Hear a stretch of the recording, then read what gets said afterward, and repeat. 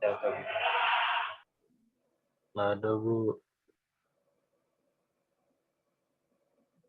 Ada, yakin ya? Yakin, Bu. Oke, baik. Nah, sekarang saya akan melanjutkan ke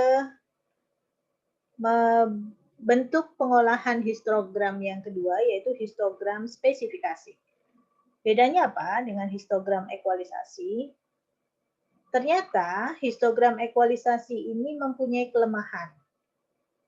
Jadi mempunyai kelemahan di mana kalau citra inputnya yang dipetakan, yang ingin kita lakukan proses histogram ekualisasi itu cenderung mengumpul di sebelah kiri batangnya atau gelap saja, ya, maka hasil dari histogram ekualisasi itu akan cenderung terang saja. Jadi meskipun dia mencapai nilai tertinggi, tapi dia tidak high contrast. Nah, jadi itu kelemahannya. Jadi kita lihat contohnya, misalkan kita punya gambar seperti ini.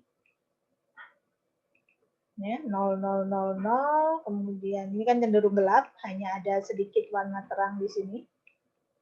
Ya, hanya sedikit warna terang, tapi cenderung semuanya adalah gelap.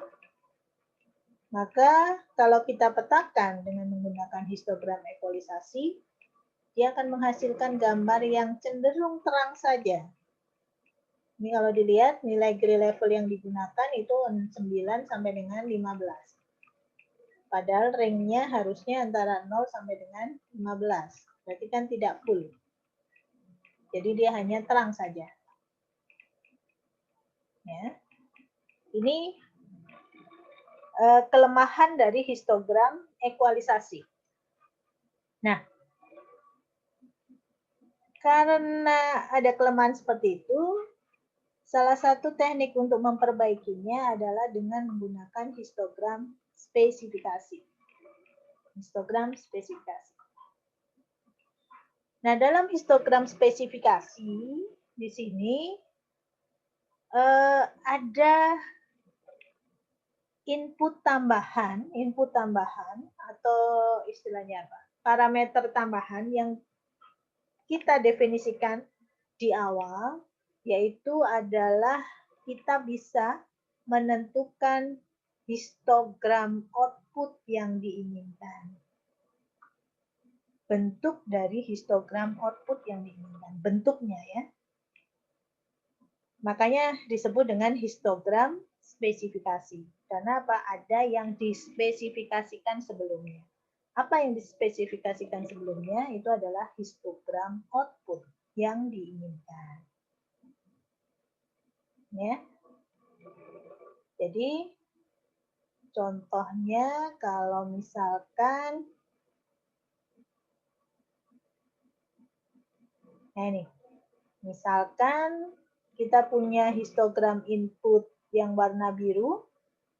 Nah, kemudian kita ingin bentuk histogram outputnya adalah yang warna merah. Jadi yang warna merah ini kita yang memilih, yang menentukan. Ya. Nah, input ini kita peroleh dari input. Dari citra input. Yang warna biru itu kita peroleh dari citra input. Nah, yang warna merah ini kita tentukan, kita spesifikasikan.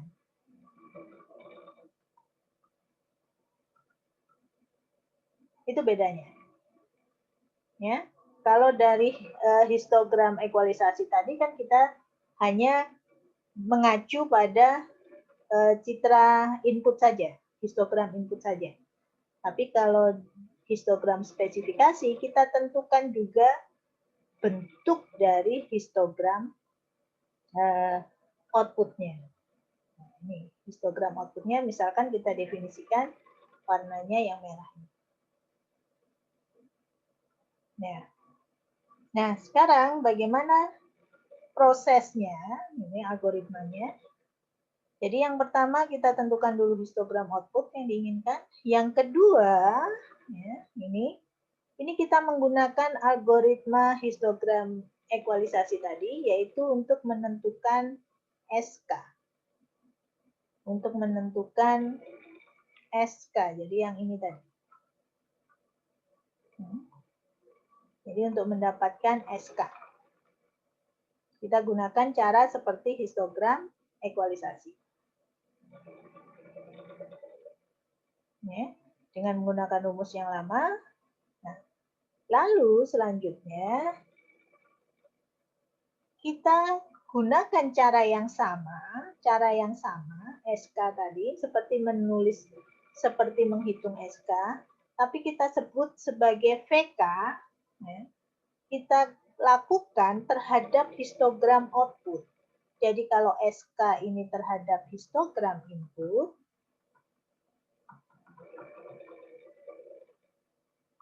kalau VK ini kita terapkan terhadap histogram output. Sama caranya nyarinya ya.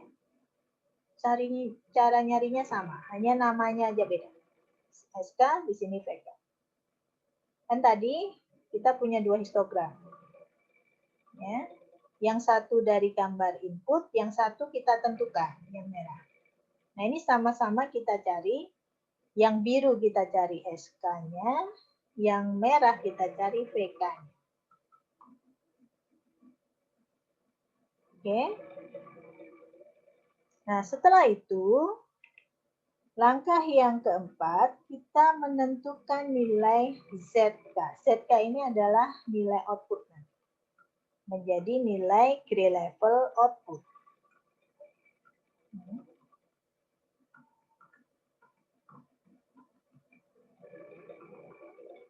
Di mana nilai gray level output itu dicari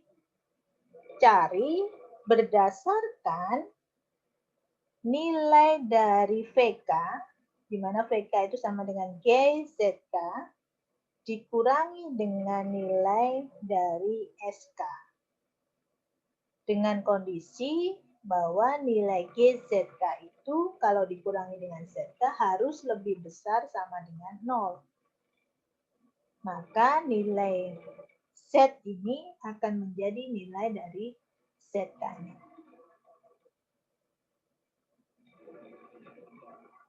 Kita lihat saja contohnya. Mungkin kalau dilihat dari situ agak bingung. Oke. Ini dari nilai gray level histogram warna biru dan histogram warna merah, kita dapatkan, saya akan bagi di sini menjadi dua kelompok. Ini itu adalah histogram untuk input, berarti yang warna biru.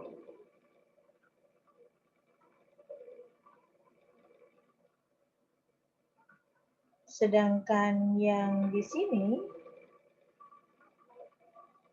itu adalah histogram output yang warnanya merah. Ya. K-nya nilainya di sini 0 sampai dengan 7. Kita lihat ini yang biru ya. 0 itu ada 790, 1 ada 1023, 2 ada 850, 3 ada ini, dan seterusnya. Ini banyaknya kemunculan. Sedangkan ini adalah banyaknya kemunculan yang warna biru. Yang warna merah. Ini banyaknya kemunculan yang warna biru.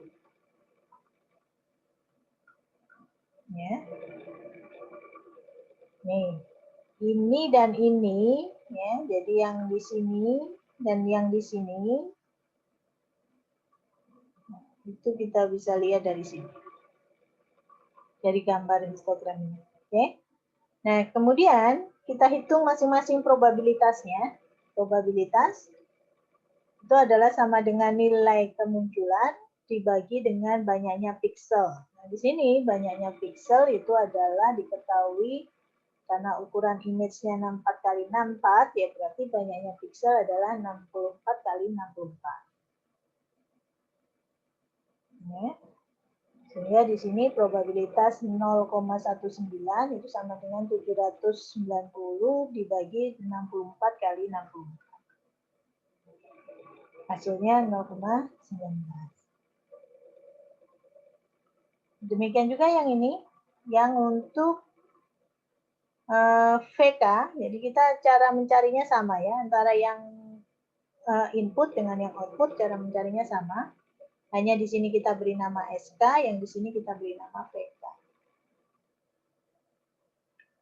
Ya, ini juga kita cari probabilitasnya sama. Nah, kemudian SK tadi menggunakan cara dari histogram ekualisasi bahwa S0 itu sama dengan P0, berarti kan sama dengan 0,19, sedangkan S1 itu sama dengan P0 plus P1, jadi sama dengan 0,44. Oke, yang kemudian S2 itu sama dengan S0 ditambah S1 ditambah S2, jadi hasilnya 0,6. Dan seterusnya sampai dengan 1. Pasti mencapai 1. Dengan cara yang sama, kita gunakan untuk menghitung V. Untuk menggunakan data yang di sini. V0 sama dengan 0. V1 sama dengan P0 tambah P1. P2 sama dengan P0 plus 1 plus P2. P3 sama dengan P0, P1, P2 plus P3, dan seterusnya. Sampai di sini ada pertanyaan dulu. Sampai di sini ada pertanyaan dulu. Ini sama dengan proses pada histogram ekualisasi.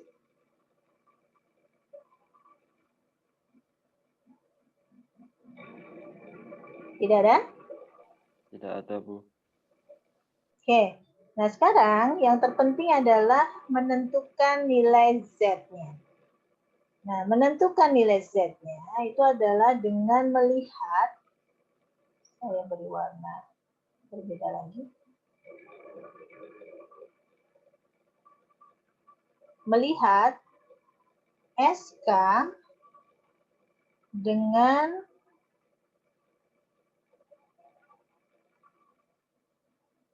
VK. Ya. Tadi VK itu sama dengan GZK. Jadi kalau kembali ke rumus di sini bahwa GZ itu kalau dikurangi dengan SK itu harus lebih besar sama dengan 0. GZ.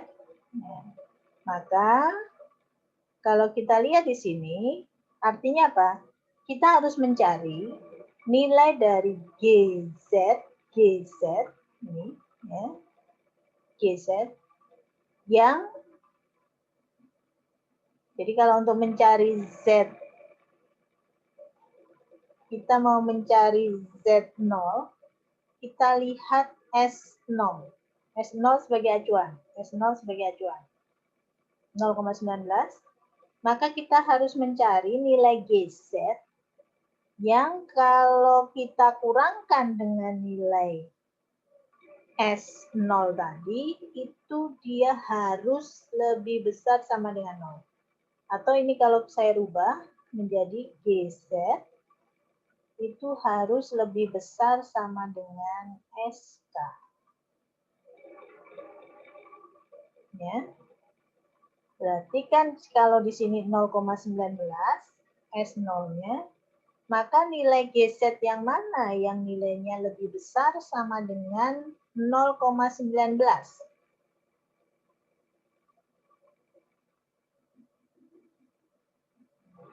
Di sini kita lihat 0. Jadi penelusurannya mulai dari yang paling kecil, K-nya 0. 0 ini masih lebih kecil. 0 ini juga masih lebih kecil. 0 masih lebih kecil. 0,15 juga masih lebih kecil. Nah, 0,35. Ini nilainya lebih besar daripada 0,19. Nah, 0,35 ini itu miliknya siapa? Miliknya 4. Maka nilai 4 ini menjadi nilai dari Z-nya.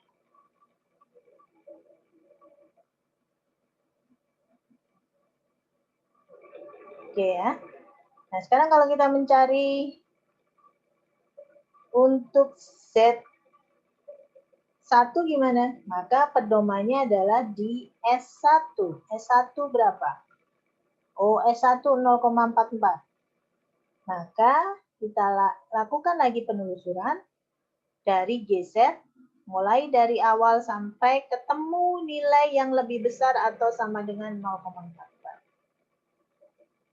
Ini masih lebih kecil, lebih kecil, lebih kecil, lebih kecil, lebih kecil. Nah, ketemu di sini 0,65 yang lebih besar sama dengan 0,44. Nah, sekarang kita lihat di sini itu punyanya siapa? Punyanya 5, maka 5 itu akan menjadi nilai dari Z yang ke-1.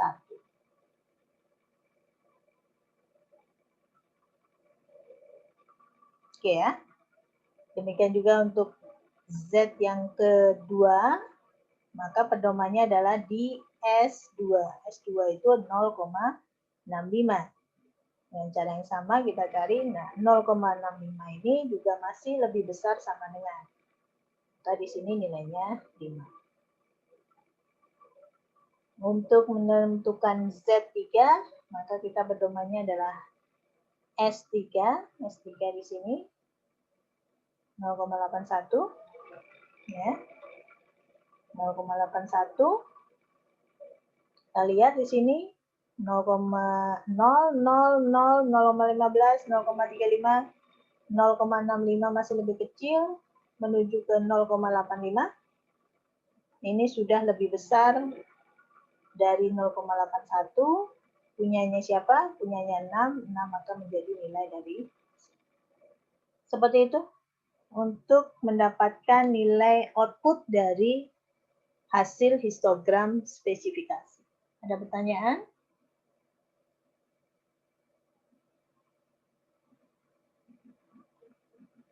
Tidak ada, Bu. Oke, tidak ada terus. Nanti coba aja kalau ada tugas. Oke, kita lihat. Nah, ini adalah hasil contoh histogram spesifikasi dari gambar yang aslinya adalah seperti ini. Ini ya. Ini gambar inputnya seperti ini. Kalau diproses dengan histogram ekualisasi, dia hasilnya seperti ini, yang sebelah kanan. Ini dengan menggunakan histogram spesifikasi. Ekualisasi. Ya. Bisa dilihat di sini gambarnya itu tidak terlalu, dia terang saja, tidak high contrast. Nah, setelah kita proses dengan menggunakan histogram spesifikasi, dengan menggunakan bentuk histogram yang diinginkannya seperti ini adalah bentuk histogram yang diinginkan, ya, ternyata hasilnya menjadi lebih high contrast dibandingkan dengan yang ada di sini. Ya, dibandingkan dengan yang ada di sini.